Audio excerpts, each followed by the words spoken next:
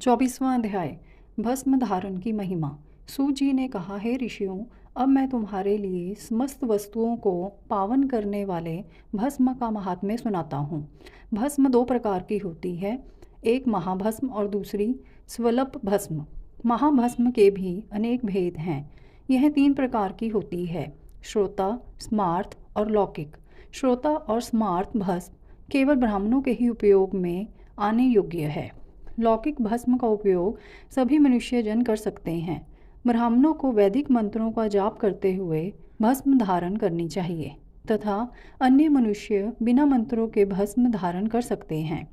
उपलों से सिद्ध की हुई भस्म आग्नेय भस्म कहलाती है। यह त्रिपुंड का द्रव्य है। अन्य यज्ञ से प्रकट हुई भस्म भी त्रिपुंड धारण के काम आती है।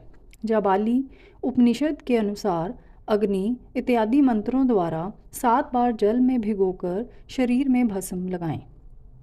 तीनों संध्याओं में जो शिव भस्म से त्रिपुंड लगाता है वह सब पापों से मुक्त होकर शिव की कृपा से मोक्ष पाता है। त्रिपुंड और भस्म लगाकर विधि पूर्वक जाप करें।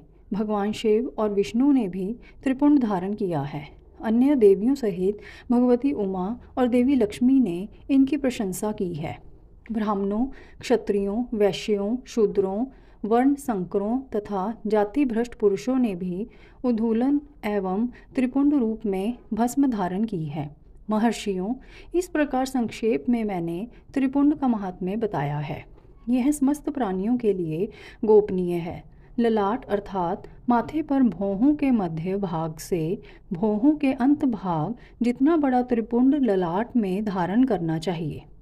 मध्यमा और अनामिका अंगुली से 2 रेखाएं करके अंगूठे द्वारा बीच में सीधी रेखा त्रिपुंड कहलाती है। त्रिपुंड अत्यंत उत्तम तथा भोग और मोक्ष देने वाला है। त्रिपुंड की एक एक रेखा में 9 देवता हैं जो सभी अंगों में स्थित हैं। प्रणव का प्रथम अक्षर अकार, गार्हपत्य अग्नि, पृथ्वी, धर्म, रजोगुण, ऋग्वेद, क्रिया शक्ति, प्रात्यः सवन तथा महादेव ये त्रिपुंड की प्रथम रेखा के 9 देवता हैं। प्रणव का दूसरा अक्षर उकार, दक्षिण अग्नि, आकाश, सत्वगुण, यजुर्वेद, मध्य दिन सवन, इच्छा शक्ति, अंतरात्मा तथा महेश्वर ये दूसरी रेखा के 9 देवता हैं।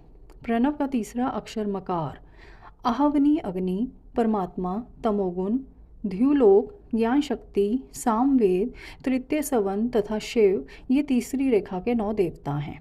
प्रतिदिन स्नान से शुद्ध होकर भक्ति भाव से त्रिपुंड में स्थित देवताओं को नमस्कार कर